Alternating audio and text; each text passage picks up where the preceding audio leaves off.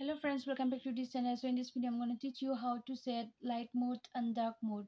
So before I start the video, so please don't forget to like the video, share the video and subscribe the channel. So without wasting time, let us start the video. So first of all, what you need to do is you have to go to the settings. So you have to press the setting, then you need to scroll it down. You see here display and brightness, so you have to press this one. So you can see here light mode and dark mode. So if you want to set it dark mode, so you need to press this one, or else if you want to put it light mode, you can set it dark mode and light mode. So you just need to press it this button, so you just need to change it from here. So dark mode and light mode will be changed.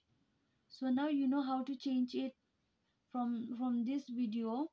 So before you leave this video, so please don't forget to like the video, share the video and subscribe to the channel, and thanks for watching.